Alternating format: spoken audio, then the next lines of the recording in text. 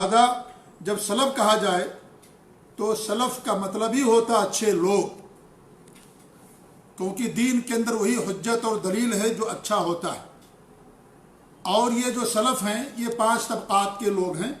सबसे पहले सहाबा, नंबर 2 ताबईन, नंबर 3 तबे ताबईन, नंबर 4 तबउल अतबा और नंबर 5 तबउ तबईल अतबा, यानी तीसरी सदी के आखिर तक जो अच्छे और नेक लोग गुजरे, ऐसे सारे लोगों को सलफ़ कहा जाता है। उसकी दलील क्या है? उसकी दलील अल्लाह के रसूल सल्लल्लाहु अलैहि वसल्लम की हदीस है, खैरुन्नास क़र्नी सुम्मल्लज़ीना यलूनहुम सुम्मल्लज़ीना यलूनहुम। लोगों में सबसे बेहतर जो लोग हैं मेरी सदी के हैं, फिर उसके बाद के जो लोग हैं, फिर उसके बाद के लोग हैं। आपने 3 सदियों के बारे में बयान फरमाया। लिहाजा इन 3 सदियों के जो लोग गुजरे हैं, अच्छे लोग, साहिब ईमान, अल्लाह और उसके रसूल पर ईमान लाने वाले और इस तरीके से सहाबा ताबईन के नक्शे कदम पर चलने वाले, वो लोग मुराद हैं। तो ये 5 तबक़ात हैं और तीसरी सदी के इख्तिताम तक के अच्छे लोगों को सलफ़ कहा जाता है। और जो उनके रास्ते पर चले, अक़ीदा व ईमान में, अमलो किरदार में, मुआमलात में, इबादात में, नमाज, ज़कात, सौम, हज, या इस तरीके से तजारत और ख़रीदो फ़रोख्त में, अमर बिल मारूफ़ और नही अनिल मुनकर में, इल्म हासिल करने में, उसकी नशर व इशाअत करने में, यानी ज़िंदगी के तमाम शोबों में और ज़िंदगी के तमाम उमूर में जो इन 3 ज़माने के बेहतरीन लोगों के नक्शे कदम पर चले, सलफ़ के नक्शे कदम पर चले, उन्हें सलफ़ी कहा जाता है। चाहे उनका ताल्लुक़ उलमा से हो, अइम्मे दीन से हो या आम लोगों से हो, उन्हें सलफ़ी कहा जाता है। ये बताया गया था। तो मनहज सलफ़ का मतलब ये हुआ कि दीन समझने और उस पर अमल करने के लिए उस वाज़ेह और रोशन रास्ते को अपनाना जिस पर 3 सदियों के अच्छे और बेहतरीन लोग चले, ये हो गया मनहज सलफ़। दीन समझने और उस पर अमल करने के लिए उस वाज़ेह और रोशन रास्ते को अपनाना जिस पर 3 सदियों के, जिन 3 सदियों की हमारे नबी ने तारीफ़ की है, उनके बारे में खैर बयान किया है, वो लोग चले, उसको वो मनहज सलफ़ है। अब आप इससे खुद अंदाज़ा लगा सकते हैं कि मनहज सलफ़ की कितनी ज़रूरत है और कितनी अहमियत है, और मनहज सलफ़ ही क्यों है। इसलिए कि वो दीन है, वो इस्लाम है जिस पर ये लोग चले। लिहाजा उसी रास्ते का इंतखाब करना हमारे लिए, सबके लिए बेहद ज़रूरी है, जिस रास्ते पर चल करके उन लोगों को दुनिया के अंदर कामयाबी मिली, आखिरत के अंदर कामयाबी मिली। लिहाजा अगर हम कामयाबी चाहते हैं, अपने आप को जहन्नम से बचा करके जन्नत की कामयाबी चाहते हैं, तो जाहिर बात है उन्हीं लोगों के रास्ते को अपनाना है जिन रास्ते पर ये 3 ज़माने के बेहतर लोग चले। अब आइए जो आज का मौजू है कि मनहज सलफ़ी क्यों। मनहज सलफ़ इसलिए, नंबर 1 कि अल्लाह रब्बुल आलमीन ने कुरान मजीद के अंदर और नबी अकरम सल्लल्लाहु अलैहि वसल्लम ने उनको मेयार हक़ करार दिया। सलफ़ को मेयार हक़ करार दिया, वो हक़ का मेयार है। अल्लाह ताला के इरशाद, फ़इन आमनू बिमिस्लि मा आमनतुम बिही फ़क़द इहतदौ। अगर लोग उस तरीके से ईमान ले आएँ जैसे तुम ईमान लाए हो, तो वो हिदायत याफ्ता हो जाएंगे। हिदायत उसी वक्त मिलेगी जब हमारा ईमान सहाबा ताबईन तबे ताबईन सलफ़ सालिहीन है, उनके ईमान और अक़ीदे के मुताबिक होगा, तभी लोगों को हिदायत मिलेगी। तो ये हमारे लिए मेयार है हक़ का, और हर इंसान हक़ चाहता है। लिहाजा जब हक़ का मेयार यही है तो इन्हीं के रास्ते को अपनाना है। इस तरीके से नबी सल्लल्लाहु अलैहि वसल्लम ने फरमाया, बड़ी मशहूर हदीस है जिसमें आपने उम्मतों के इख्तलाफ का जिक्र किया और आपने फरमाया कि हमारी उम्मत के अंदर 73 फ़िरक़े हो जाएंगे, सब जहन्नम के अंदर जाएंगे, सिर्फ एक फ़िरक़ा जन्नत के अंदर जाएगा। तो सहाबे कराम ने पूछा वो कौन है? तो आपने कहा जिस पर मैं हूँ और मेरे सहाबा हैं। तो जो सहाबा हैं और जो उनके नक्शे कदम पर चलने वाले हैं, 3 सदियों के लोग, वो सब के सब हमारे लिए मेयार हैं, हक़ का हमारे लिए हुज्जत और दलील और बुरहान है। इसलिए منہج سلف کا اپنانا ہمارے لیے ضروری ہے۔ اس حدیث سے بھی اور قرآن کی آیت کریمہ سے بھی ایک بڑی پتے کی بات معلوم ہوتی وہ یہ ہے کہ فہم صحابہ اور صحابہ کا عمل قیامت تک محفوظ رہے گا، کیونکہ وہ معیار ہے ہمارے لیے۔ جب تک دین ہے جب تک ان کا عمل محفوظ رہے گا، کیونکہ وہ ہمارے لیے آئیڈیل ہیں، وہ ہمارے لیے معیار ہیں۔ اگر ان کا عمل محفوظ نہ ہوتا تو نبی نے ان کو کیوں نمونہ بنایا؟ اللہ رب العالمین نے ان کے ایمان لانے کے طریقے سے ہمیں ایمان لانے کا کیوں حکم دیا؟ اس سے معلوم ہوا کہ صحابہ کا عمل اور ان کا فہم، ان کا عقیدہ، ان کا منہج یہ محفوظ ہے اور قیامت تک محفوظ رہے گا، کیونکہ دین کو ان کے فہم کے بغیر انسان نہیں سمجھ سکتا ہے اور نہ ہی اس کے اوپر عمل کر سکتا ہے۔ یہ پہلی بات ہو گئی کہ وہ ہمارے لیے معیار حق ہیں۔ دوسری بات یہ ہے کہ اللہ رب العالمین ان سے راضی ہوا، اور جو ان کے نقش قدم پر چلے گا اللہ رب العالمین ان سب سے راضی ہوگا۔ میں نے خطبہ حاجہ کے بعد یا خطبہ مسنونہ کے بعد جس آیت کریمہ کی تلاوت کی تھی اس میں اللہ کیا فرماتا ہے؟ وَالسَّابِقُونَ الْأَوَّلُونَ مِنَ الْمُهَاجِرِينَ وَالْأَنصَارِ، مہاجرین اور انصار میں پہلے پہل ایمان لانے والے، وَالَّذِينَ اتَّبَعُوهُمْ بِإِحْسَانٍ، اور جنہوں نے ان کی احسان کے ساتھ اتباع کی، اخلاص کے ساتھ ان کی اتباع اور پیروی کی، رضی اللہ عنہم ورضوا عنہ، اللہ تعالیٰ ان سے راضی ہو گیا اور وہ لوگ اللہ تعالیٰ سے راضی ہو گئے۔ وَأَعَدَّ لَهُمْ جَنَّاتٍ، اللہ نے ایسے لوگوں کے لیے جنتیں بنا کر کے رکھی ہے، تجری تحتها الانہار، جس کے نیچے نہریں جاری ہوں گی، خالدین فیہا ابدا، اس جنتوں کے اندر یہ لوگ ہمیشہ ہمیشہ رہیں گے۔ ذالک الفوز العظیم، اور یہ سب سے بڑی کامیابی ہے۔ یہ سورہ توبہ کی آیت نمبر 100 ہے۔ یہاں جو اللہ نے فرمایا والذین اتبعوہم بإحسان، اس میں تابعین، تبع تابعین سب داخل ہو گئے، یہاں تک کہ قیامت تک جو بھی ان کے نقش قدم کی پیروی کرے گا سب اس کے اندر داخل ہو جائے۔ والذین اتبعوہم بإحسان، جو بھی ان کی اتباع کرے گا احسان کے ساتھ، اخلاص کے ساتھ، حسنیت کے ساتھ ان کی اتباع پیروی کرے گا ہر چیز میں، ان سب سے اللہ رب العالمین راضی ہو گیا۔ لہذا اس میں صحابہ بھی داخل ہیں، تابعین، تبع تابعین، 3 صدیوں کے لوگ بھی داخل ہیں، اور قیامت تک آنے والے وہ تمام لوگ جو صحابہ، تابعین، تبع تابعین، سلف صالحین کے نقش قدم پر چلیں گے وہ سب کے سب اس کے اندر شامل اور داخل ہیں۔ اس لیے اگر اللہ کی رضامندی ہم چاہتے ہیں تو ان کے نقش قدم کی پیروی کرنا ضروری ہے، منہج سلف کو اپنانا ضروری ہے۔ اللہ فرماتا لقد رضی اللہ عن المؤمنین، اللہ تعالیٰ مومنوں سے راضی ہو گیا، اذ یبایعونک تحت الشجرہ، جب وہ آپ سے درخت کے نیچے بیعت کر رہے تھے، فعلم ما فی قلوبہم، تو اللہ رب العالمین ان کے دلوں میں جو کچھ تھا سب اللہ تعالیٰ کو علم تھا، فانزل السکینۃ علیہم، اللہ رب العالمین ان کے اوپر سکون نازل کیا، واثابہم فتحا قریبا، اور بہت قریب اللہ رب العالمین ان کو فتح عطا فرمائی۔ یہ سورہ فتح کی آیت نمبر 18 ہے۔ اس آیت کریمہ میں بھی اللہ رب العالمین نے مومنوں سے راضی ہونے کا ذکر کیا۔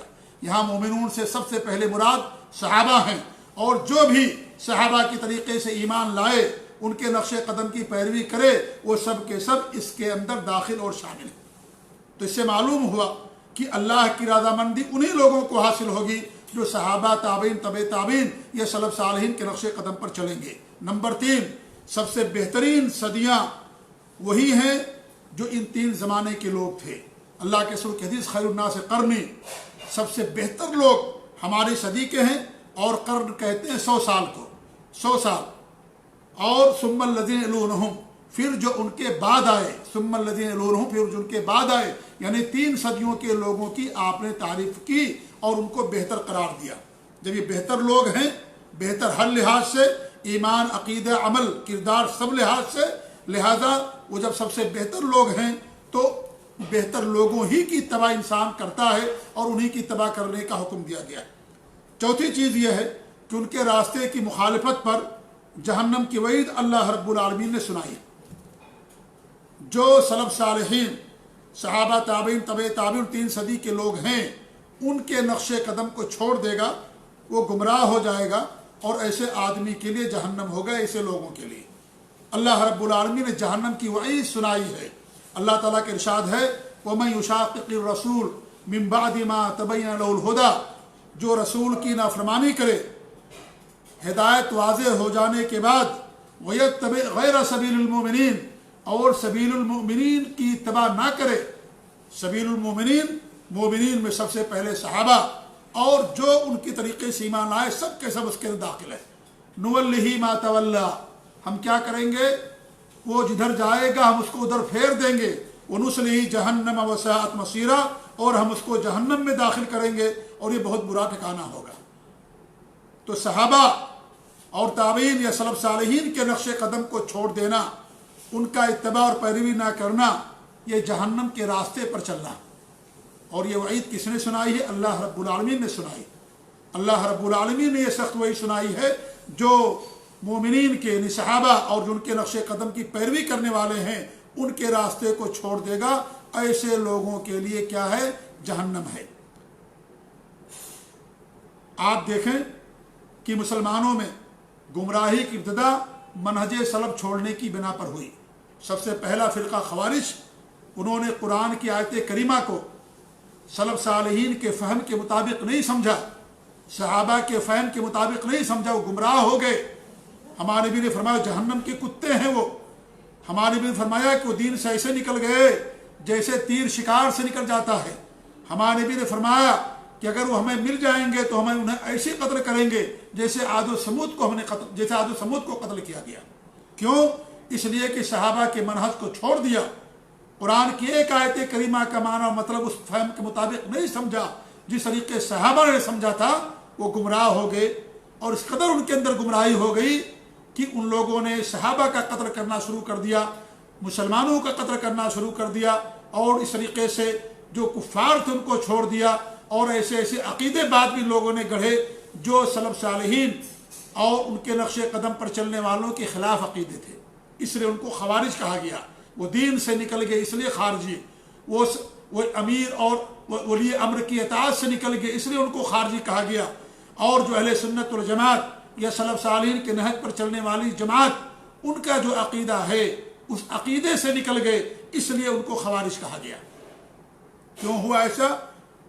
ایک آیت کریمہ کے سمجھنے میں انہوں نے سلف صالحین کے منہج کو چھوڑ دیا، صحابہ کے منہج کو چھوڑ دیا، اور ایک نیا معنی انہوں نے بنایا، ایک نیا معنی اس آیت کا کیا، اس لیے وہ صحیح راستے سے بھٹک گئے۔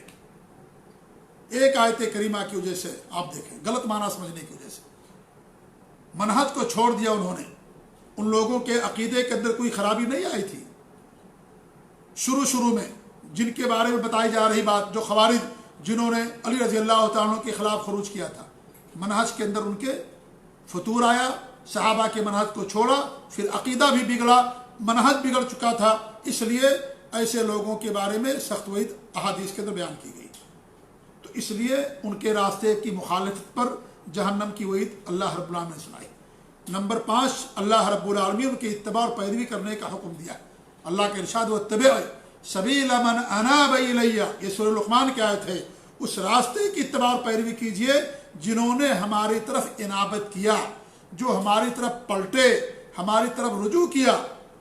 کون اس سے مراد ہے؟ سب سے پہلے اس سے صحابہ کرام مراد ہے۔ امام القیم رحمۃ اللہ علیہ فرماتے ہیں تمام صحابہ اللہ کی طرف رجوع کرنے والے تھے، اور وہی سب سے پہلے اس آیت کریمہ سے مراد ہیں، کیونکہ انہوں نے کفر چھوڑا، شرک چھوڑا، بت پرستی چھوڑی، آبا و اجداد کے دین کو چھوڑا، اللہ کی طرف رجوع ہوئے، اللہ کی طرف پلٹے، اللہ پر ایمان لائے، نبی پر ایمان لائے۔ اس لیے سب سے پہلے اللہ کی طرف رجوع کرنے والے جو جماعت ہے وہ صحابہ کی جماعت ہے، لہٰذا سب سے پہلے وہ لوگ اس کے اندر شامل ہیں۔ اور اس میں دیکھیے دونوں باتیں آ گئی، ایک تو صحابہ اور سلف صالحین کے منہج کو اپنانا، اور دوسرا ان کے راستے کو اپنانا۔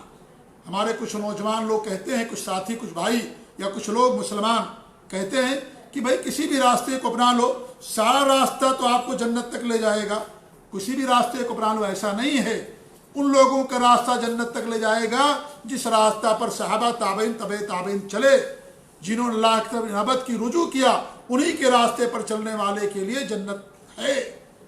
کسی بھی راستے کو اپنا لینے سے جنت نہیں ملے گی۔ میں سعودی عرب سے درس دے رہا ہوں، چلیے سعودی عرب کی مثال چھوڑیے، مکہ کی مثال لے لیتے ہیں، سعودی عرب ہی کے اندر واقع ہے۔ آپ اگر مکہ آنا ہے تو مکہ کے راستے پر اگر آپ انتخاب نہیں کریں گے، ظاہر بات ہے آپ مکہ نہیں پہنچیں گے، کسی اور جگہ چلے جائیں گے۔ اس لیے جو صحابہ کا راستہ ہے وہی راستہ جنت کا راستہ ہے۔ واتبع سبیل من اناب الی، لہذا یہاں راستہ بھی آ گیا اور وہ لوگ بھی آ گئے جن لوگوں کے راستے کو اپنانا ہے۔ یہ نہیں کہ ہم جس کا چاہے راستہ اپنا لیں، جس کو چاہے اپنا پیشوا اور رہبر بنا لیں، جس کو چاہے اپنا آئیڈیل بنانا، نہیں، وہ بھی مخصوص ہیں، ہمارے آئیڈیل مخصوص ہیں، انہی کو آئیڈیل بنانا، ان کو چھوڑ کر کے اگر کسی اور کو بنائیں گے ہم گمراہ ہو جائیں گے۔ اس طریقے سے اللہ فرماتا ہے یا الذین آمنوا اتقوا اللہ، اے ایمان والو اللہ تعالیٰ سے ڈرو، وکونوا مع الصادقین، اور جو سچے لوگ ہیں ان کے ساتھ رہو۔ صادقین سے مراد سب سے پہلے صحابہ ہیں، وہ ایمان میں سچے، عمل میں سچے، کردار میں سچے، معاملات میں سچے، تمام چیزوں میں سب سے زیادہ وہ سچے لوگ تھے۔ اس لیے سب سے پہلے صادقین میں جو جماعت داخل ہے وہ صحابہ کی جماعت ہے، ان کی نقش قدم کی اتباع کرنا ہم کو، اور جو بھی ان سچے لوگوں کے ساتھ چلے وہ سچے لوگ ہیں۔ سچوں کے ساتھ چلنے والا سچا، بروں کے ساتھ چلنے والا برا ہوتا ہے، لہذا جو بھی ان کے نقش قدم کو اپنائے گا وہی کامیاب ہوگا۔ اس طریقے سے اللہ کے رسول صلی اللہ علیہ وسلم کی حدیث ہے علیکم بسنتی وسنت الخلفاء الراشدین المہدیین عضوا علیہا بالنواجذ، میری سنت کو مضبوطی کے ساتھ تھام لو، خلفائے راشدین جو ہدایت یافتہ ہیں ان کے راستے کو مضبوطی سے تھام لو، مضبوطی سے عضوا علیہا بالنواجذ، جو داڑھ کے دانت ہے مضبوطی کے ساتھ تھام لو۔ اگر گمراہی سے بچنا ہے، اگر جنت پانا ہے تو ان کے راستے کو اپنانا ہمارے لیے ضروری ہے۔ ایک شاعر کہتا ہے وَكُلُّ خَيْرٍ فِي اتِّبَاعِ مَنْ سَلَف وَكُلُّ شَرٍ فِي ابْتِدَاءِ مَنْ خَلَف، خیر کس میں ہے؟ سلف کی اتباع کرنے میں ہے، سلف کی اتباع کرنے میں خیر ہے، جو ہمارے سلف گزرے نیک لوگ، اور ہر شر کس میں ہے؟ خلف کی بدعتوں پر چلنے میں پورا ہی شر ہے، کیونکہ دین کامل الحمدللہ، ہمارے اللہ کے رسول کی سنتیں کافی ہیں، صحابہ کامل ہمارے لیے کافی ہے، اس لیے دین کے اندر کسی نئی چیز کی ضرورت نہیں ہے۔ ابن مسعود رضی اللہ عنہ فرمایا اذا رأیتم محدثا فعلیکم بالعہد الاول، جب تم کوئی نئی چیز دیکھو تو جو پہلے زمانے کے لوگ گزر چکے ہیں عہد اول صحابہ، ان کے نقش قدم کی اتباع کرو، نئی چیزوں کو چھوڑ دو، تمہارے لیے آئیڈیل صحابہ ہیں۔ اس طریقے سے امام مالک نے فرمایا لن یصلح آخر هذه الامہ الا بما صلح به اولها، اس امت کا آخری شخص اسی طریقے سے اس کو اصلاح ملے گی جس طریقے سے اس امت کے پہلے لوگوں کو اصلاح ملی۔ پہلے لوگوں کو ایسے اصلاح ملی کتاب و سنت سے، اللہ اور اس کے رسول پر ایمان لانے سے، اور اس طریقے سے ان چیزوں پر عمل کرنے سے جس کا کتاب و سنت کے اندر حکم دیا گیا، صحابہ نے اس پر عمل کیا۔ لہذا اگر اصلاح چاہتے ہیں، بھلائی اور خیر چاہتے ہیں، تو صحابہ اور اس طریقے سے ان کے نقش قدم پر چلنے والے ان تمام سلف صالحین کی اتباع اور پیروی کرنا ہمارے لیے ضروری ہوگا۔ کہ پانچویں چیز تھی کہ اللہ رب العالمین ان کی اتباع کرنے کا حکم دیا۔ نمبر 6، یہ لوگ کامل ایمان والے، پاک دل والے، گہرے اور زیادہ علم والے، اور عربی زبان پر عبور اور مہارت رکھنے والے تھے۔ براہ راست انہوں نے اللہ کے رسول صلی اللہ علیہ وسلم سنا، قرآن کا نزول اپنی آنکھوں سے دیکھا، اس کے معانی نبی سے سیکھے، اور زمانے جاہلیت کو بھی دیکھا اور اسلام کا بھی زمانہ پایا، اور اس وقت اللہ کے رسول کی مدد کی جب سب نے ان کا انکار کر دیا۔ اس لیے یہ کامل ایمان والے تھے، ہمارے لیے آئیڈیل اور نمونہ ہیں، یہ لوگ پاک اور سچے دل والے تھے۔ عبداللہ بن مسعود فرماتے رضی اللہ تعالیٰ عنہ ومن کان مستنن فلیستن بمن قدمات، جو کسی کی پیروی کرنا چاہتا ہے اس کو اپنے لیے اسوہ بنائے جس کی وفات ہو گئی ہے۔ فإن الحی لا تؤمن علیہ الفتنہ، کیونکہ جو زندہ انسان ہے اس پر اس سے فتنہ محفوظ نہیں ہے، فتنے کے اندر پڑ سکتا ہے۔ جو انسان زندہ ہے کیسا بھی ہو، کسی کے بارے میں بھی انسان وثوق کے ساتھ نہیں کہہ سکتا ہے۔ لہذا جو انسان مر گیا ایمان پر، عقیدے پر، سلف صالحین کے منہج پر، اس کو تو پہلے نمونہ بناؤ اور ان کے نقش قدم کی پیروی کرو۔ اولئک صحابہ محمد، یہ محمد صلی اللہ علیہ وسلم کے صحابہ اور آپ کے ساتھی ہیں، جانشین ہیں، جنہوں نے کانوا ابر هذه الامة قلوبا واعمقهم علما واقلهم تکلفا، اس امت کے سب سے پاک دل والے تھے، سب سے گہرے علم والے تھے، اور سب سے کم تکلف کرنے والے تھے۔ بڑا گہرا علم تھا ان کا، دل بھی ان کا بہت پاک و صاف تھا، دل کے اندر قدورت نہیں تھی، حسد نہیں تھا، سچے لوگ تھے، اور اس طریقے سے ان کے اندر علم کی گہرائی تھی، آج جو ہم ایک بات کو بتانے کے لیے پورا درس دیتے ہیں، صحابہ کرام اور سلف صالحین ایک دو جملوں کے اندر پوری بات کو بتا دیا کرتے تھے، پوری بات کو بتا دیا کرتے۔ اس طریقے سے اللہ رب العالمین کے علم کے اندر گہرائی رکھی تھی۔ ایک بات کو سمجھانے کے لیے پورا ایک درس ہمیں دینا پڑتا ہے، لیکن ایک جملے میں چند جملوں کے اندر وہ پوری بات کو بتا دیا کرتے تھے۔ اس طریقے سے ان کا گہرا علم تھا، کیونکہ اللہ کے رسول سے انہوں نے علم حاصل کیا، براہ راست قرآن کو نزول ہوتے دیکھا، ہمارے بھی ان کا تزکیہ کیا، ان کی تربیت کی، اس لیے یہ لوگ سب سے زیادہ کامل ایمان والے تھے۔ اللہ رب العالمین نے فرمایا قرآن مقدس کے اندر کہ هو الذی بعث فی الامین رسولا منہم، کہ امیوں میں، ان پڑھوں میں انہی میں سے رسول بنا کر کے بھیجا، یتلو علیہم آیاتہ، جو ان پر ان کی آیتوں کی تلاوت کرتے، اللہ کی آیتوں کی تلاوت کرتے ہیں، ویزکیہم، اور ان کا تزکیہ کرتے ہیں، ویعلمہم الکتاب والحکمہ، اور ان کو کتاب و حکمت کی تعلیم دیتے ہیں۔ آیتوں کی تلاوت کرتے ہیں صحابہ پر، اور ان کا تزکیہ کرتے ہیں، ان کی تربیت کرتے ہیں۔ جس کی تزکیہ اور تربیت نبی اکرم صلی اللہ علیہ وسلم کے ہاتھوں انجام پائے، وہ کتنا مقدس اور کتنے پاک باز لوگ ہوں گے، آپ اندازہ کر سکتے ہیں، کیونکہ ہمارے نبی سے بڑھ کر کوئی پاکیزہ شخص نہیں گزرا۔ آپ سب کے سردار نبیوں کے، آپ سب سے زیادہ اچھے دل والے، پاک دل والے، سب سے متقیوں کے سردار، سب کے، آپ سے نہ کوئی افضل، نہ آپ سے کوئی معزز، نہ آپ سے کوئی پاکیزہ انسان شخص نہیں گزرا اس قدر۔ اور جب آپ نے ان کی تربیت کی، وہ لوگ بھی اسی طریقے سے ہوئے، اور وَعَلَّمَهُمُ الْكِتَابَ وَالْحِكْمَةَ، اور ان کو کتاب و حکمت کی تعلیم دیتے ہیں۔ یہاں کتاب سے مراد قرآن ہے، اور حکمت سے مراد حدیث ہے۔ الکتاب اور حکمہ جہاں ایک ساتھ آئے، علماء نے بیان کیا ہے، امام ابن القیم نے اور دیگر علماء نے، کہ وہاں پر حکمت سے مراد سنت اور حدیث ہوتی ہے۔ اگر قرآن اور حکمت ایک ساتھ آئے، الکتاب اور حکمہ، تو حکمت سے مراد سنت ہوتی ہے۔ تو اللہ رب العالمین نے یہ بیان کیا نبی صلی اللہ علیہ وسلم کے تعلق سے کہ اللہ کے رسول صلی اللہ علیہ وسلم نے ان کا تزکیہ فرمایا۔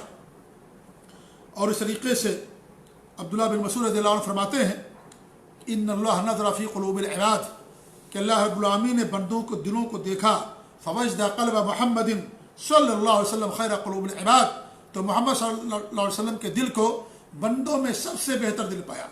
تمام انسانوں میں حضرت آدم سے لے کر کے قیامت کے آخری انسان تک سب سے بہتر دل اگر کسی کا تھا تو ہمارے نبی صلی اللہ علیہ وسلم کا تھا۔ اللہ رب العالمین نے فاصطفاہ لنفسہ، اللہ رب العالمین ان کو اپنے نفس کے لیے چن لیا، فابتعثہ برسالتہ، اور اپنی رسالت دے کر کے مبعوث کیا۔ ثم نظر فی قلوب العباد بعد قلب محمد صلی اللہ علیہ وسلم، پھر بندوں کے دلوں میں دیکھا محمد صلی اللہ علیہ وسلم کے دل کے بعد، فوجد قلوب اصحابہ خیر قلوب العباد، تو بندوں کے دلوں کو، تو آپ صلی اللہ علیہ وسلم کے جو صحابہ ہیں ان کے دلوں کو بندوں میں سب سے بہتر دل پایا۔ فجعلہم وزراء نبیہ، پھر ان کو اپنے نبی کا ساتھی بنایا، وزیر بنایا۔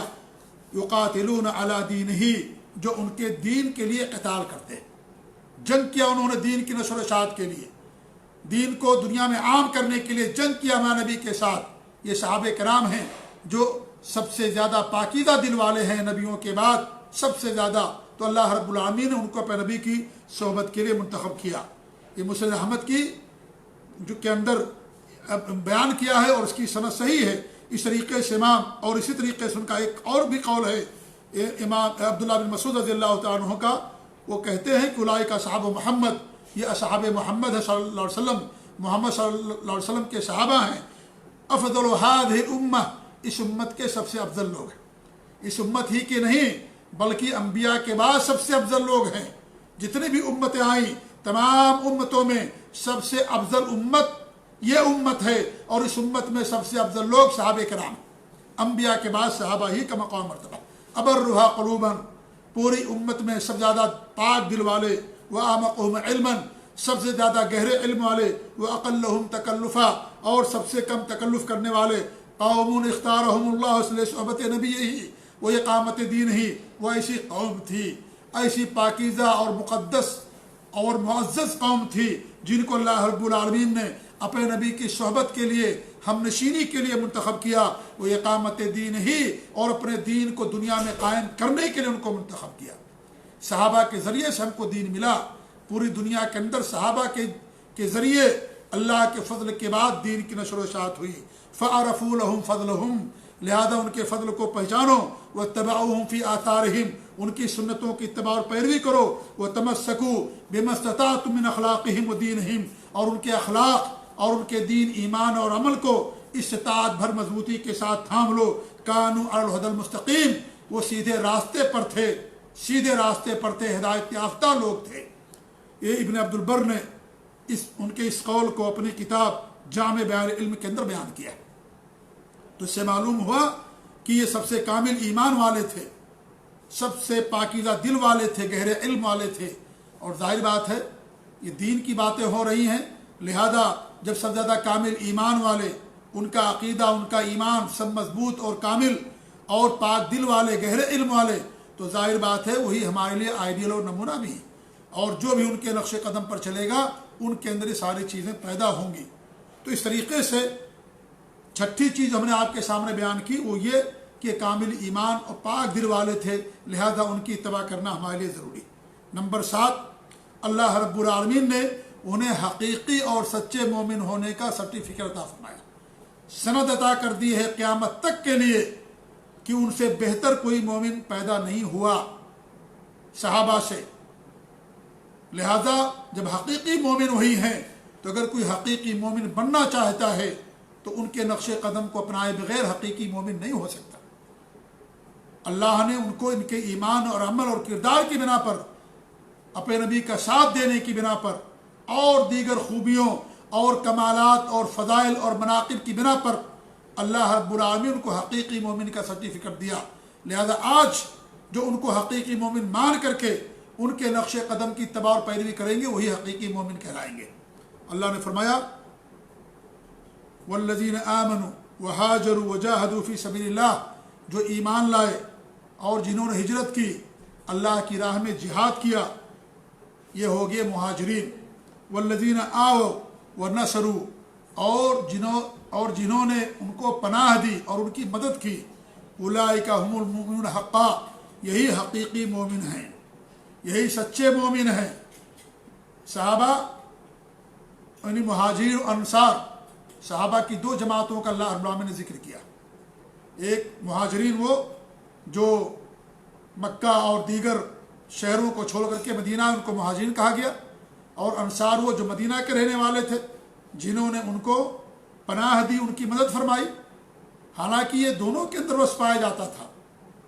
دونوں کے اندر کیا مہاجرین نے مدد نہیں کی تھی اللہ اور اس کے رسول کی؟ انہوں نے بھی مدد کی، لیکن چونکہ انہوں نے گھر بار دیا، وطن دیا، اور اس طریقے سے اپنی بیویوں کو طلاق بھی دے دیا، مال سے بھی مدد کی، اس لیے یہ وصف ان کے اندر نمایاں تھا. ورنہ مہاجرین بھی انصار ہیں، وہ بھی مدد کرنے والے، دین کی اور صحابہ کی اور ساتھیوں کی مدد کرنے والے. اور جو انصار ہیں وہ بھی مہاجرین ہیں، کیونکہ انہوں نے بھی شرک چھوڑا اور اس طریقے سے غلط عقیدہ چھوڑا، ایمان لائے، گناہوں کو چھوڑا. اس لیے ہمارے نبی نے فرمایا کیونکہ مہاجر دو طریقے سے ہوتے ہیں، ایک مہاجر جو وطن چھوڑ کر کے جائے اور ایک مہاجر وہ ہوتا ہے جو گناہوں کو چھوڑتا ہے. ہمارے نبی نے فرمایا کہ والمہاجر من حجر ما نہى اللہ عنہ ورسولہ، مہاجر وہ ہے کہ اللہ اور اس کے رسول نے جن چیزوں کو چھوڑ دیا ہے اس نے چھوڑ دیا. اللہ اور اس کے رسول نے کن چیزوں کو چھوڑنے کا حکم دیا؟ سب سے پہلے شرک، کفر اور اس طریقے سے بدعات اور خرافات، گناہ، ظلم، زیادتی، جتنی بھی چیزیں ہیں جو گناہ، ان تمام چیزوں کا چھوڑنے کا حکم دیا. لہذا جو ان کو چھوڑے وہی مہاجر ہے. تو انصار بھی مہاجر تھے، انہوں نے بھی چھوڑا ان تمام گناہوں کو، لیکن یہ ان کے اندر نمایاں تھا کہ انہوں نے مدد کی. اور جو مکہ اور آس پاس کے لوگ آئے ان کے اندر یہ نمایاں وصف ہوا کہ انہوں نے اپنا گھر بار اور مال دولت چھوڑ کر کے آئے، اس لیے سب سے بڑی قربانی انہوں نے اس چیز کی دی، اس لیے وصف ان پر غالب آ گیا. ورنہ انہوں نے بھی مدد کی اور انصار نے بھی گناہوں کو چھوڑ کر کے گویا کہ انہوں نے بھی ہجرت کی. لہذا اس باریکی کو اور اس نقطے کو سمجھ لینا چاہیے. تو اللہ کیا فرماتا ہے؟ لہم مغفرہ، ایسے لوگوں کے لیے مغفرت ہے، اور رزق کریم، اور باعزت روزی ہے، یعنی جنت ہے. اللہ نے ان کو معاف کر دیا، معاف کرنے والوں کے لیے جنت، رزق کریم ہے. جنت سے زیادہ رزق کریم اور کس کو کہاں ملے گا؟ تو اللہ رب العالمین کو حقیقی مومن قرار دیا اور جنت کی بشارت سنائی. اس طریقے سے اللہ رب العالمین کا ارشاد ہے لیکن الرسول والذین آمنوا معه، لیکن رسول اور جو ان کے ساتھ ایمان لائے جاہدوا باموالہم وانفسہم اپنے مال اور اپنی جانوں سے انہوں نے جہاد کیا اولئک لہم الخیرات ایسے ہی لوگوں کے لیے بھلائیاں ہیں وہ اولئک هم المفلحون اور یہی کامیاب لوگ ہیں یہی کامیاب لوگ کون سی کامیابی آگے اللہ بیان فرما اعد اللہ لہم جنات اللہ نے ان کے لیے جنتیں تیار کر رکھی ہے تجری من تحتها الانہار جس کے نیچے سے نہریں جاری ہوں گی خالدین فیہا اس کے اندر ہمیشہ رہیں گے ذالک الفوز العظیم اور یہی سب سے بڑی کامیابی یہ سورہ توبہ کی آیت نمبر 88 اور 89 ہے اس سے پہلے کیا ہے سورۃ الانفال نمبر 74 اور یہ سورہ توبہ کی 2 آیتیں میں نے آپ کے سامنے پڑھی ان دونوں آیتوں میں اللہ رب العالمین نے کیا فرمایا کہ ان کو حقیقی مومن قرار دیا اولئک هم المفلحون یہی کامیاب لوگ ہوئے اور کامیابی کیوں ملی ان کو اس لیے کہ وہ اللہ اور اس کے رسول پر ایمان لائے مدد کی اور اس طریقے سے تعاون کیا اس لیے اللہ رب العالمین ان کو کامیاب قرار دیا اور قرآن میں جہاں بھی فلاح کا لفظ ہے اس سے مراد جنت کا حصول ہی ہے قد افلح المؤمنون مومن کامیاب ہوگی عبداللہ بن عباس رضی اللہ عنہ نے فرمایا کہ قرآن میں جہاں بھی فلاح کا لفظ ہے اس سے مراد آخرت کی فلاح جنت کا پا جانا ہے اور جہنم سے اپنے آپ کو بچا لینا ہے فمن زحزح عن النار وادخل الجنة فقد فاز جو جہنم سے بچا دیا گیا اور جنت میں داخل کر دیا گیا وہ کامیاب ہو گیا فوز و فلاح اس کا مقدر بن گیا اسی لیے اللہ رب العالمین مفلحون کی بات کیا فرمایا اعد اللہ لہم جنات اللہ نے ان کے لیے جنتیں تیار کر رکھی ہے تو یہ صحابہ ہیں جو بھی ان کے نقش قدم پر چلے گا وہ جنت کا حقدار بنے گا اس طریقے سے اللہ رب العالمین ایک دوسری آیت کے اندر فرماتا ہے کہ قل الحمدللہ آپ کہہ دیں کہ تمام تعریف اللہ رب العالمین کے لیے ہے وسلام علی عبادہ الذین اصطفیٰ اور ان لوگوں کے اوپر اللہ کے ان بندوں پر سلامتی ہے جن کو اللہ نے منتخب کر لیا اللہ نے کن کو منتخب کیا ابن عباس فرماتے ہیں کہ اس سے مراد صحابہ ہیں صحابہ کو اللہ رب العالمین نے اپنے نبی کی صحبت کے لیے منتخب کیا ایمان کے لیے عمل کے لیے نبی کا ساتھ دینے کے لیے دین اسلام کی نشر و اشاعت کے لیے دنیا کے اندر دین کو پھیلانے کے لیے صحابہ کرام کو اللہ رب العالمین نے منتخب کیا اپنے نبی کا وزراء اور ساتھی اور ہم جانشین اور ساتھی کے طور پر لہذا یہ جب چنے ہوئے لوگ ہیں جن کو اللہ رب العالمین نے چنا اور ان پر سلامتی ہوگی تو ظاہر بات ہے یہ سب کے سب کامل ایمان والے تھے اسی لیے اللہ رب العالمین نے ان کی تعریف بیان کی تو یہ 7ویں چیز ہوگی جو آپ کے سامنے بیان کی گئی 8ویں چیز یہ ہے کہ یہ صحابہ یہ دور نبوت کے بہت قریب دور نبوت کے لوگ ہیں نبی کا ساتھ دینے والے ہیں اور یہ اللہ رب العالمین کی سنت ہے کہ جیسے زمانہ دور ہوتا جاتا ہے اختلاف اور فتنے اور دین سے دوریاں پیدا ہوتی چلی جاتی ہیں اس لیے آپ دیکھیے ان کے ہاں فتنے نہیں تھے اگر فتنے ہوئے تو بعد میں پیدا ہوئے اور کم فتنے تھے جب تک عمر رضی اللہ تعالیٰ عنہ بقید حیات تھے امت کے اندر کوئی فتنہ نہیں تھا اور جب ان کو شہید کر دیا گیا تو اس کے بعد فتنے کے دروازے کھلنا شروع ہوئے انہوں نے ڈٹ کر کے مقابلہ کیا فتنوں کا قلاقمہ کیا اور اس طریقے سے اللہ کے رسول صلی اللہ علیہ وسلم کی سنت کو دنیا کے اندر عام کیا تو اس طریقے سے کتاب و سنت کو مضبوطی سے تھام کر کے رکھا تو جیسے جیسے زمانہ دور ہوتا جاتا ہے لوگوں کے اندر گمراہیاں آتی جاتی ہیں تو چونکہ یہ نبی کے زمانے کے لوگ ہیں اس لیے سب سے پاک اور اچھے سچے لوگ تھے اس لیے بھی یہ ہمارے لیے آئیڈیل اور نمونہ ہیں اور جو بھی ان کے نقش قدم پر چلے اور اس طریقے سے یہ 3 صدیوں کے لوگ جن کی ہمارے نبی نے تعریف کی ان کو جنہوں نے اپنا آئیڈیل نمونہ بنایا وہ لوگ بھی گویا کہ کیا ہیں وہ سب کے سب آئیڈیل اور نمونہ تو یہ بھی ایک اہم بات ہے کہ یہ لوگ ہمارے لیے کیوں منہج سلف اس لیے کہ نبی کے زمانے کے لوگ ہیں اور ظاہر بات انہوں نے قرآن کو آنکھوں سے اترتے دیکھا نبی کی حدیثوں کو نبی کی زبان مبارک سے سنا نبی کا ساتھ دیا سفر و حضر میں نبی کے ساتھ اٹھتے بیٹھتے تھے رہتے تھے اور اس طریقے سے نبی کی سنتوں کو جو ہے سنا نبی کی زبان سے نبی کا ساتھ دیا ہمارے نبی ان کی تعریف کی تزکیہ کیا ہمارے نبی صلی सल्लल्लाहु अलैहि वसल्लम ने उनका। और अगर किसी ने उनके बारे में कोई बात कही तो उनको मना किया और कहा कि मेरे सहाबा को बुरा ना कहो, अगर तुम उहद पहाड़ के बराबर सोना भी खर्च कर दोगे तो उनके एक मुद्द के बराबर, एक चौथाई के बराबर भी नहीं पहुँच पाओगे। ये मकाम मर्तबा है सहाबा का।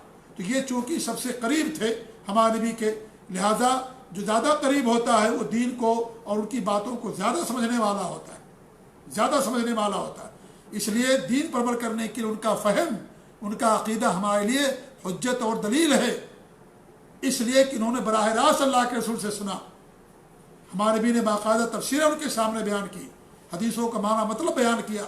जहाँ कोई मुश्किल गुजरी अल्लाह के रसूल से पूछा तो हमारे नबी ने बाकायदा उनको बयान किया। तो इस तरीके से वो हमारे लिए हिदायत व नमूना का सरचश्मा है, वो हमारे लिए आइडियल है। इसलिए मनहज सलफ़ ही की बात की जाती है। नवी चीज़ यह है कि सलफ़ की तरफ निस्बत मासूम है, सलफ़ की तरफ निस्बत मासूम है। और यह निस्बत ना किसी उम्मती की तरफ है, ना किसी आलिम की तरफ है, ना किसी इमाम की तरफ है, ना किसी फ़र्द की तरफ है, ना किसी शहर की तरफ है, और ना ही किसी ऐसी और ना किसी बिदात की तरफ है। बल्कि ये जो सबसे मुक़द्दस और इस उम्मत के अफजल लोग गुजरे हैं उनकी तरफ, और जो उनके नक्श कदम का इत्तबार पैरवी करे उनकी तरफ निस्बत है। लिहाजा ये निस्बत मासूम है, ये निस्बत मासूम है सलफ़ की तरफ निस्बत करना, क्योंकि सलफ़ का जलालत पर या उम्मत का जलालत पर इकट्ठा हो जाना ये मुस्तहील है। अल्लाह के रसूल सल्लल्लाहु अलैहि वसल्लम की हदीस है, इन्ना अल्लाह क़द अजारा उम्मती अन तज्तमिअ अला ज़लाला। अल्लाह रब्बुल आलमीन ने मेरी उम्मत को महफूज कर दिया है इस बात से कि हमारी उम्मत दलालत पर इकट्ठा हो जाए। और आपकी जब उम्मत का जिक्र होता है तो आपकी उम्मत में सबसे पहले सहाबा आते हैं, क्योंकि सबसे पहले ईमान लाने वाले लोग हैं। इस तरीके से हमारे नबी ने फरमाया कि सअलतुल्लाह अल्लाह तज्तमिअ उम्मती अला ज़लाला फ़अतानीहा। मैंने अल्लाह रब्बुल आलमीन से सवाल किया, दुआ की अल्लाह रब्बुल आलमीन से कि मेरी उम्मत ज़लालत पर, गुमराही पर इकट्ठा ना हो, तो अल्लाह रब्बुल आलमीन ने मुझे ये चीज़ दे दी है। ये हदीसें मजमूए तुरुक़ से हसन हैं। इमाम अलबानी रहमतुल्लाह अलैह ने इन हदीसों को, दोनों हदीसों को हसन करार दिया। पूरी उम्मत सहाबा सलफ़ सालिहीन दलालत पर इकट्ठा नहीं हो सकते, नामुमकिन है, ये नामुमकिन है। और ऐसे ही सारे लोग हक पर हो जाएं ये भी कदरे मुस्तहील है। इसलिए अल्लाह के रसूल ने क्या फरमाया कि हमारी उम्मत दलालत पर इकट्ठा नहीं होगी, लिहाजा उनकी तरफ निस्बत मासूम है। और जब मासूम है, महफूज है वो तमाम चीज़ों से, बुराइयों से, बदअक़ीदगियों से, बिदात और खुराफात से, तो लिहाजा हमारे लिए ज़रूरी होता है कि हम उनकी तरफ निस्बत करें। और सिर्फ निस्बत ही नहीं बल्कि उनके मुताबिक हमारा ईमान और किरदार और अमल सारी चीज़ें होनी चाहिए। अल्लाह के रसूल सल्लल्लाहु अलैहि वसल्लम की हदीस है, ला तज़ालु ताइफ़तुम मिन उम्मती ज़ाहिरीन अलल हक़। मेरी उम्मत की एक जमात हमेशा हक़ पर कायम रहेगी। ला यदुर्रुहुम मन ख़ज़लहुम। जो उनकी मदद को छोड़ देगा उनको नुकसान नहीं पहुँचाएगा, नहीं पहुँचा सकता। वो जो उनकी मदद को छोड़ देगा उनको नुकसान नहीं पहुँचा सकता, बल्कि वो खुद नुकसान उठा लेंगे। ला यदुर्रुहुम मन ख़ज़लहुम। ख़ज़लहुम का मतलब यह है कि जो उनकी मदद करना छोड़ देगा। हत्ता यअती अम्रुल्लाह व हुम कज़ालिक। यहाँ तक कि अल्लाह ताला का हुक्म आ जाए, यानी क़यामत कायम हो जाए और वो लोग इसी पर पाबंदी के साथ डटे रहेंगे। हमारे नबी ने फरमाया कि हमारी उम्मत में एक जमात हमेशा हक़ पर रहेगी। हक़ कब से है? हमारे नबी के ज़माने से है, लिहाजा उस हक़ पर चलने वाले लोग भी नबी के ज़माने से मौजूद हैं। जब से हक़ है, जब से वो जमात है। ये जमात कोई नई जमात नहीं है, ये सहाबा की ताबईन तबे ताबईन की जमात है। और इमाम अहमद बिन हम्बल ने फरमाया कि अगर इनसे मुराद अहलुल हदीस नहीं है तो मुझे नहीं मालूम कि कौन सी जमात मुराद है। अहलुल हदीस में मुहद्दिसीन भी हैं और जो उनके नक्श कदम की पैरवी करे वो लोग भी शामिल हैं। लोग यहाँ पर एक शोशा छोड़ देते हैं, कहते हैं अहले हदीस से मुराद मुहद्दिसीन हैं, अहलुल हदीस से मुराद आम क्यों हैं? भाई जो मुहद्दिसीन थे क्या उनके मुहद्दिसीन के मानने वाले लोग नहीं थे? मुहद्दिसीन का जो अमल था, जो ईमान था, क्या उस ईमान और अमल को मानने वाले लोग नहीं थे? क्या उनकी इत्तबा और पैरवी करने वाले लोग नहीं थे? जाहिर बात थे, लिहाजा वो लोग भी शामिल हैं उसके अंदर। तो अहल हदीस से मुराद जहाँ मुहद्दिसीन हैं वहीं पर अहल हदीस से मुराद वो लोग भी हैं जो अगरचे अनपढ़ हैं, اگرچہ جاہل ہیں، پڑھے لکھے نہیں ہیں، لیکن جو قرآن و حدیث پر عمل پیرا ہیں وہ لوگ بھی اس کے اندر شامل ہیں، وہ بھی اس کے اندر شامل اور داخل۔ تو یہ جماعت تو ہمیشہ سے ہے، ہمیشہ رہے گی، جماعت قیامت تک رہے گی۔ یہ جماعت حق جب سے ہے، جب سے حق پر چلنے والے لوگ موجود ہیں۔ لہذا یہ کہنا کہ ایک نئی جماعت ہے، یہ تو کتنا بڑا جھوٹ ہے۔ تو ہمارے نبی نے فرمایا کہ ہماری امت کے اندر سب سے یعنی ایک جماعت ہمیشہ حق پر قائم رہے گی اور انہیں کوئی نقصان نہیں پہنچا سکے گا، کوئی نقصان نہیں پہنچ، جو ان کی مدد چھوڑ دے گا وہ خود خسارہ اٹھائے گا، وہ خود نقصان پر ہوگا وہ، اور ان کا کچھ نہیں بگاڑ سکتا۔ آج دیکھیں کہ الحمدللہ پوری دنیا کے اندر سلفیت اور اہل حدیثیت کس قدر عام ہو رہی ہے الحمدللہ۔ اس بے سر و سامانی کے اندر بھی پھر بھی دیکھیں الحمدللہ اللہ کا لاکھ لاکھ شکر و احسان ہے، کیونکہ اس کے منہج میں عقیدے کے اندر جو جاذبیت ہے، جو قوت ہے، جو سادگی ہے، جو سہل اور آسانی ہے، اور مذاہب اور یا اس طریقے سے اور جماعتوں کے اندر نہیں پایا جاتا ہے۔ اس لیے یہ براہ راست کتاب و سنت کی باتیں لوگوں کے دلوں پر اثر کرتی ہیں، قرآن و حدیث کے اندر تاثیر ہوتی ہے۔ اس لیے جو اس کو سنتا ہے بدعات کو، شرک کو، تقلید شخصی کو اور عصبیت کو، تمام چیزوں کو چھوڑ کر کے کتاب و سنت کے راستے کو اپناتا ہے، توحید اور سنت کی راہ کو اپنا لیتا ہے، اللہ نے اس کے اندر جاذبیت رکھی ہے، تاثیر رکھی ہے۔ تو الحمدللہ یہ سلفیت کی طرف نسبت کرنا یہ معصوم ہے۔ یہ کیا ہے؟ یہ معصوم ہے، یہ کسی فرد یا کسی جماعت کی طرف یہ نسبت نہیں ہے۔ اور جب سے حق ہے تب سے حق والے لوگ موجود ہیں، اور قیامت تک یہ لوگ موجود رہیں گے، یہاں تک کہ قیامت قائم ہو جائے۔ اور قیامت ان لوگوں پر قائم ہوگی جو سب سے زیادہ برے لوگ ہوں گے، جیسا ہمارے نبی صلی اللہ علیہ وسلم نے بیان فرمایا۔ 10ویں چیز یہ ہے، اور یہ آخری نقطہ ہے آج کے درس کا، اور یہ ہے کہ سلفیت جیسا کہ میں نے بیان کیا یہ پورے دین کی طرف دعوت کا نام ہے، پورے دین کی طرف دعوت کا نام ہے، حکمت کے ساتھ اور اچھی موعظت کے ساتھ۔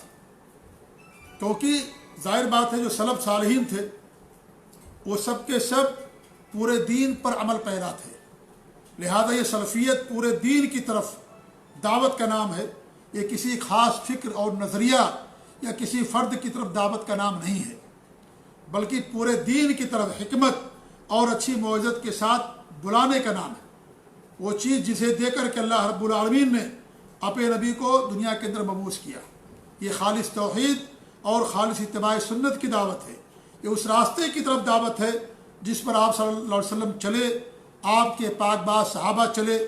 یہ توحید و سنت کی طرف دعوت کا نام ہے، شرک، بدعات، خرافات، تقلید شخصی یا تعصب اور اس طریقے سے رسم و رواج، گناہ، بدعمالیاں، ان تمام چیزوں کے چھوڑنے کا نام۔ اسی راہ پر چل کر کے صحابہ، تابعین، طبع تابعین، ائمہ اعظام کو کامیابی ملی، یہ جنت کی راہ ہے، اور اسی راستے پر اخلاص کے ساتھ چلنے والے کے لیے جنت کی ضمانت ہوتی ہے۔ لہذا سلفیت یہ کسی خاص فکر اور نظریے کا نام نہیں ہے، بلکہ یہ پورے دین کا نام ہے، یہ پورا دین، کیونکہ صحابہ کرام اور تابعین، طبع تابعین جو ہمارے آئیڈیل اور نمونہ ہیں، وہ سب کے سب نے اس کے اوپر عمل کیا، اور عمل کرنے کے بعد ہی اللہ رب العالمین ان کو جنت کی ضمانت دی، اور ہمارے لیے انہیں آئیڈیل اور نمونہ بنایا۔ لہذا یہ آئیڈیل اور نمونہ پورے دین کے ہیں، کسی خاص مسئلے کے نہیں ہیں۔ لہذا سلفیت کسی ایک خاص مسئلے کا نام نہیں ہے۔ اور میں بتا دوں اپنے ان بھائیوں کو جو کسی ایک مسئلے کو لے کر کے کسی سلفی عالم دین کو سلفیت سے نکال دیتے ہیں، اگر وہ اصول کے اندر نہیں ہے، اگر وہ بنیادی باتوں کے اندر نہیں ہے، لیکن کسی جزئی مسئلے کے اندر ہے یا دین کے کسی مسئلے کے اندر ہے وہ، تو اسی صورت میں سلفیت سے نکالنا یہ جہالت ہے، اور اس طریقے ظلم اور زیادتی اور تعدی ہے۔ کیونکہ مسائل کے اندر اختلاف سلف کے زمانے کے اندر بھی تھا، صحابہ کے اندر بھی کچھ مسائل کے اندر معمولی اختلاف ہوا کرتا تھا۔ لہذا ان اختلافات کے جو اگر کوئی دلیل کی بنا پر کسی مسئلے کو راجح قرار دیتا ہے تو کوئی آدمی ان کو آ کر کے سلفیت سے خارج کر دے تو سلفیت کسی مسئلے کا نام نہیں ہے، بلکہ سلفیت پورے دین کا نام ہے۔ دین اسلام جس دین کو اللہ رب العالمین نے دے کر کے دنیا کے اندر کامیابی بھیجا، اور یہ پورا دین ہے سلفیت۔ اسی لیے امام البانی رحمۃ اللہ نے بیان فرمایا، بڑی پتہ کی بات کہی ہے انہوں نے، وہ کہتے ہیں کہ سلفیت سے برات جو ہے اسلام اور نبی سے برات ہے۔ سلفیت سے برات کرنا کہ میں سلف کو نہیں مانتا، میں ان کے نقش قدم کو نہیں مانتا، میں ان کے نقش قدم کی پیروی نہیں کروں گا، میں سلف کو نہیں مانتا، اگر کوئی آدمی ایسا کہتا ہے تو سلفیت سے برات اسلام اور نبی سے برات اور بیزاری ہے، کیونکہ اللہ کے رسول صلی اللہ علیہ وسلم سب سے پہلے ہمارے سلف ہیں، کیونکہ وہی ہمارے لیے حجت سب سے بڑے، وہی سب کے امام ہیں، وہی سب کے پیشوا اور رہبر ہیں۔ صحابہ کے فہم کے مطابق ان کی اتباع اور پیروی کی جائے گی، وہ آئیڈیل اور نمونہ سب کے امام ہیں۔ وہ وَلَكُمْ فِي رَسُولِ اللَّهِ أُسْوَةٌ حَسَنَةٌ، تمہارے اللہ کے رسول صلی اللہ علیہ وسلم کی زندگی میں بہترین نمونہ، لہذا وہ سب کے امام ہیں، وہ سب کے سب سے پہلے سلف ہیں۔ وہ ہمارے نبی نے خود فرمایا، میں نے پہلے درس کے اندر حدیثیں آپ کے سامنے اپنے نبی کے اقوال پیش کیے تھے، لہذا سلفیت سے برات کرنا اسلام سے برات ہے، یہ نبی سے برات ہے، یہ اور یہ معمولی بات نہیں ہے، یہ بہت بڑی بات ہے۔ اگر کوئی آدمی سلفیت سے برات کا اظہار کر دے، گویا کہ اس نے دین سے برات کا اظہار کر دیا، دین سے نکلنے کا اس نے کیا نام ہے وہ کر دیا، اعلان کر دیا۔ پھر فرماتا ہے کہ پوری امت کے لیے اور سلف کی طرف نسبت معصوم نسبت ہے، جو دیگر نسبتیں معصوم نہیں ہیں کیونکہ وہ افراد کی طرف ہوتی ہیں، لیکن یہ نسبت کیا ہے، یہ معصوم ہے، لہذا سلفیت سے انسان کا برات کا اعلان کرنا یہ کیا ہے، یہ دین اور اس طریقے سے اسلام سے برات ہے۔ اسی لیے منہج سلف اسی کے اندر کامیابی ہے، اسی کے اندر نجات ہے۔ اگر کوئی ان کے منہج کو چھوڑ کر کے، ان کے عقیدے کو چھوڑ کر کے کسی دوسرے منہج اور راستے کو اپنائے گا، وہ کبھی گمراہ نہیں ہوگا۔ سلفیت ہی صراط مستقیم ہے۔ ہر انسان ہر نماز کی ہر رکعت کے اندر اللہ تعالیٰ دعا کرتا ہے، اہدنا الصراط المستقیم، صراط الذین انعمت علیہم غیر المغضوب علیہم ولا الضالین۔ اللہ رب العالمین تمہیں صراط مستقیم کی طرف رہنمائی فرما۔ کون صراط مستقیم ہے؟ صراط مستقیم کون، یعنی کیسے پہچان ہوگی صراط مستقیم کی؟ کیا صراط مستقیم کوئی ہوا میں اڑنے والی کوئی چیز ہے؟ نہیں، صراط مستقیم ایک ایسا راستہ جس پر چلنے والے لوگ موجود ہیں اور موجود تھے۔ الذین انعمت علیہم، اے ان لوگوں کی راہ جس پر تیرا انعام ہوا، لہذا صراط راستے کا بھی صحیح انتخاب اور جو ان راستوں پر چلے انہی کے راستے کا انتخاب کرنا ہمارے لیے ضروری۔ اگر یہ لوگ آئیڈیل نمونہ نہ ہوتے تو اللہ رب العالمین نے کیوں فرمایا صراط الذین انعمت علیہم، جن پر تیرا انعام ہوا، جن پر تیرا اکرام ہوا، جن پر اللہ کا انعام و اکرام ہوا، وہ لوگ ہیں جو صراط مستقیم پر چلے، اور سب سے پہلے صراط مستقیم پر چلنے والے صحابہ، تابعین، تبع تابعین اور سب بعد کے ادوار کے لوگ۔ لہذا راستہ صحیح اور ان لوگوں کا راستہ جو اس راستے پر چلے وہ ہمارے لیے معیار ہے۔ ہر مومن، ہر نمازی نماز کے اندر باقاعدہ اللہ رب العالمین سے اس کی دعا کرتا ہے۔ اس طریقے سے اللہ نے فرمایا وَأَنَّ هَذَا صِرَاطِي مُسْتَقِيمًا، یہی میری سیدھی راہ ہے، فَاتَّبِعُوهُ، اسی کا اتباع اور پیروی کرو، وَلَا تَتَّبِعُوا السُّبُلَ، اس راستے کو چھوڑ کر کے دیگر راستوں کی اتباع نہ کرو۔ ایک ہی راستہ ہے بس، سلف صالحین کا راستہ، کئی راستے نہیں ہیں یہ، جیسا کہ کچھ لوگ بیان کرتے ہیں۔ یہ ایک ہی راستہ ہے جو انسان کو جنت تک لے جانے والا، جس کی اتباع کرنے کا اللہ رب العالمین نے ہمیں حکم دیا۔ فَاتَّبِعُوهُ، اسی راستے کی اتباع کرو، سلف صالحین کے راستے کی۔ وَلَا تَتَّبِعُوا السُّبُلَ، راستے بہت ہیں، حق ایک ہے، باطل بہت ہے۔ حق ایک ہی ہوتا ہے، باطل کی راہیں بہت زیادہ ہوتی ہیں، اس لیے ہمیں حق کو اپنانے کا حکم دیا گیا ہے۔ فَتَفَرَّقَ بِكُمْ عَنْ سَبِيلِهِ، اگر تم دیگر راستوں کی، شیطان اور اس طریقے سے باطل راستوں کا اتباع اور پیروی کرو گے، وہ تمہیں اللہ کے راستے سے الگ کر دیں گے، جدا کر دیں گے۔ ذَلِكُمْ وَصَّاكُمْ بِهِ لَعَلَّكُمْ تَتَّقُونَ، یہ اللہ کی وصیت ہے تمہارے لیے، یہ وصیت ہے۔ منہج سلف کو اپنانا یہ اللہ کی وصیت ہے، صراط مستقیم پر چلنا اور ان لوگوں کو معیار بنانا جو صراط مستقیم پر چلے، جن پر اللہ رب العالمین کے نام و اکرام ہوا، ان کے راستے کو اپنانے کی وصیت اللہ رب العالمین نے کی ہے۔ اور وصیت بہت اہم چیز کی ہوتی ہے۔ ذالکم وصاکم بہ لعلکم تتقون، اگر تقوی چاہتے ہو، پرہیزگاری اور دینداری چاہتے ہو تو ان لوگوں کے راستے کو اپناؤ جن پر اللہ رب العالمین کا انعام و اکرام ہوا۔ صحابہ، تابعین، تبع تابعین، ان لوگوں کے راستے کو اپناؤ۔ تو یہ ان کے راستے کو اپنانا ہمارے لیے بے حد ضروری ہے، کیونکہ وہی صراط مستقیم ہے جس پر وہ چلے، جس پر وہ نہیں چلے وہ صراط مستقیم نہیں ہو سکتا۔ وہ شیطان کی راہ ہے، وہ باطل راہیں ہیں، ان راہوں سے ہمیں دور رہنے کا حکم دیا گیا ہے۔